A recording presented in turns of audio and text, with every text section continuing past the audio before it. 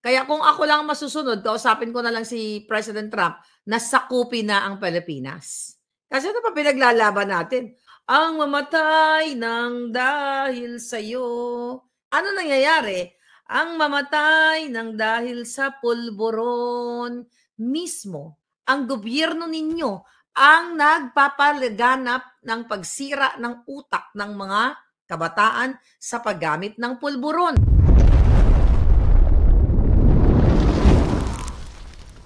Sabi ni Manga, if we give away our rights today, ito kasi gusto kong sabihin, we sell out the future of every Filipino. Talking to sa kanyang bangag na presidente na pag ibinigay daw na ninyo ang rights ninyo sa aming mga Amerikano, ito ay pagbibenta ng future o kinabukasan ng bawat Pilipino. Ganda pakinggan, ano? Sabi pa ni Manga, the US does not seem to regard us as a sovereign state, nor can we see the value of any so-called treaty allies. Yung sinasabi ni Amy na dapat wag ibenta ang ating soberenya.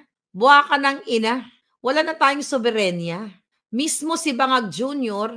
at si Amy Marcos at lahat ng mga buwa ka ng inang mga politiko ay ninakaw na ang kinabukasan ng inyong mga anak.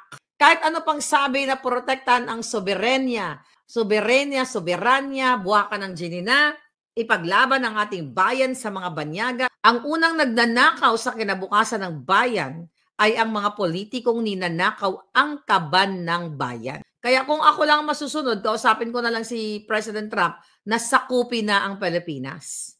Kasi ano pa pinaglalaban natin? Ang mamatay ng dahil sa'yo. Ano nangyayari?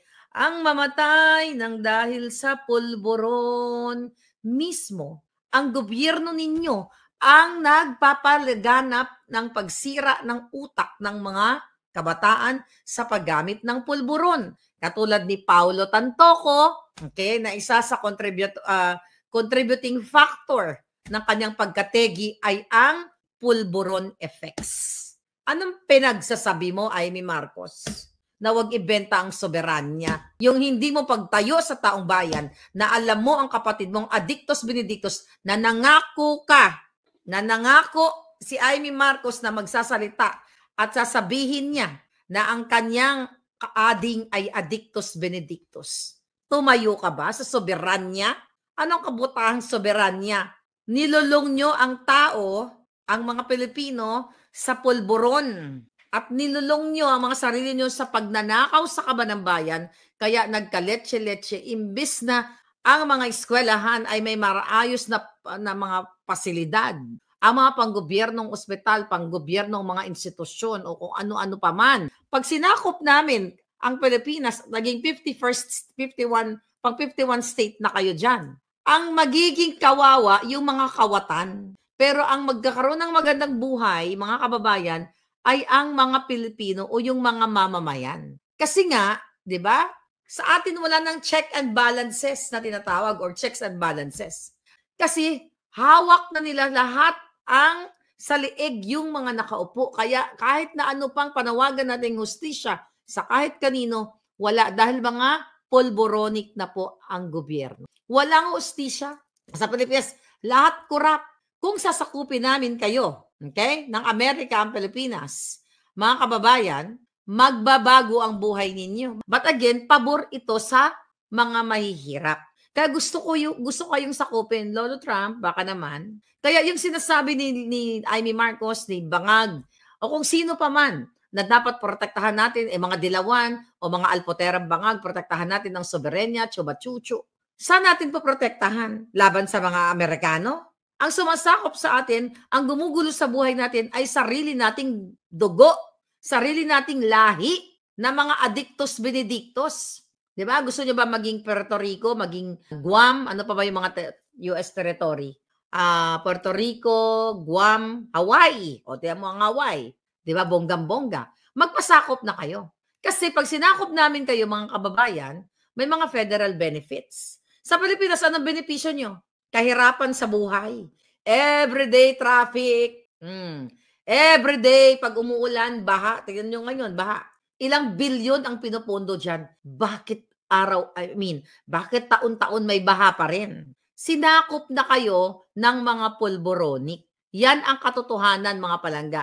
Kaya gusto ko kayong sakupin, okay? Para maganda ang serbisyo ninyo, maging maganda ang serbisyo.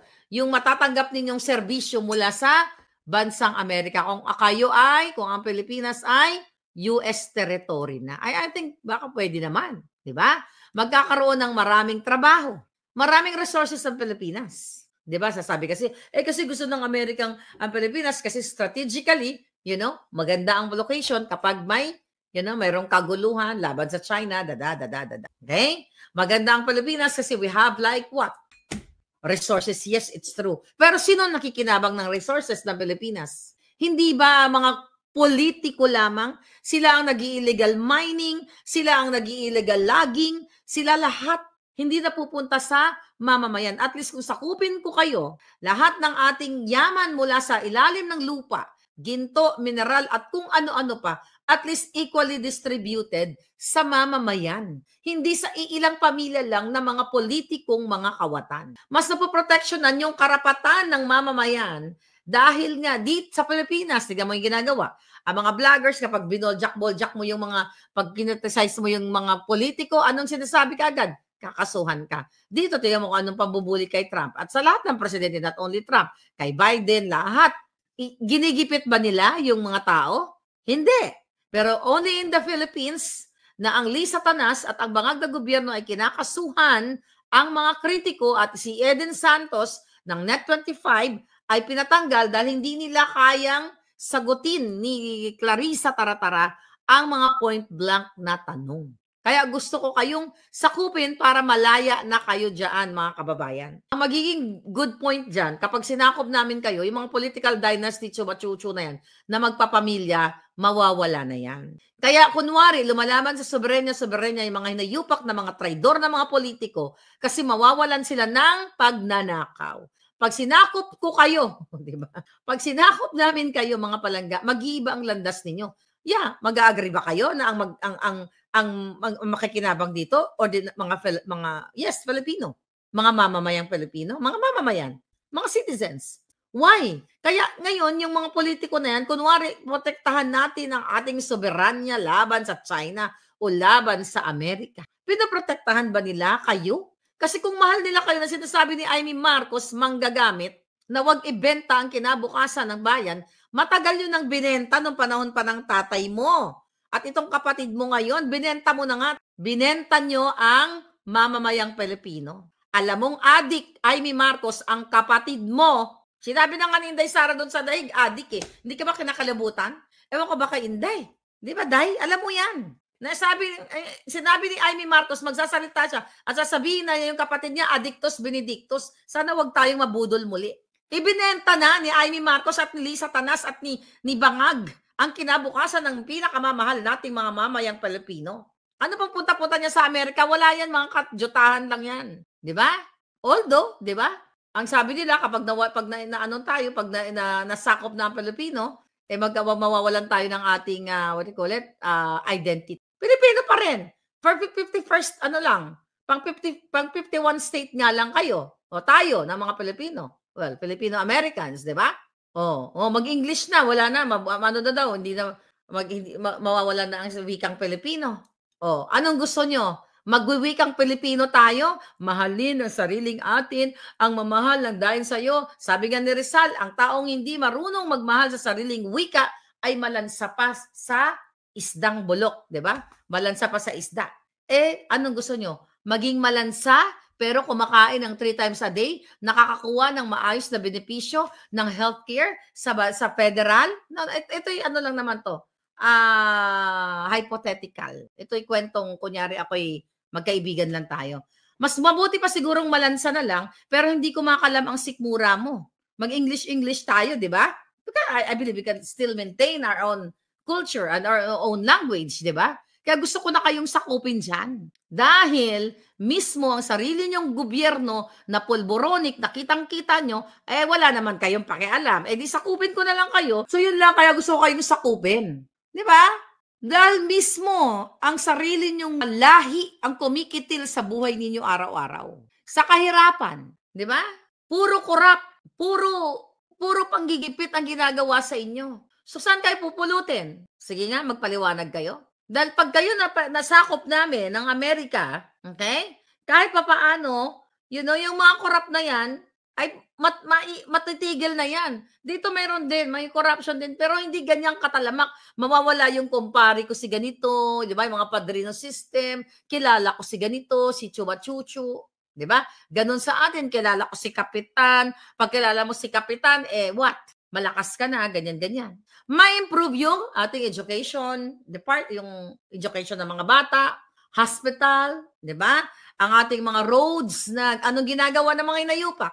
Yung matinong kalsada, titibagin. Di ba? Titibagin. Taon-taon na lang tinitibag ng mga jutang dinimas para makakuha ng budget, di ba?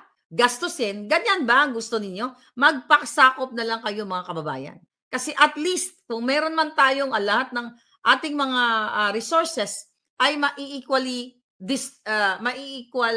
equal distribution sa mga taong bayan o sa mga mamamayang Pilipino. Di ba? Sabi ko kanina, Medicare, dito may Medicare, Medicaid, kapag wala ka insurance, may unemployment benefits ka, may mga food assistance program, at kung ano-ano pa, social security, mga ganyan. Pag wala kang trabaho, di ba, unemployment, chuchu-chuchu. Sa Pilipinas, dilat ang mata mo dahil imbis na makakain ka dahil gusto mo makalimutan ng problema mo, mag-addictus ka na lang. Hanggat dumilat ang mata mo at pumikit na, dumilat at matsugi ka na. Dahil sa pag-over din na ng yung pinagbabawal na pulburon o kung ano man.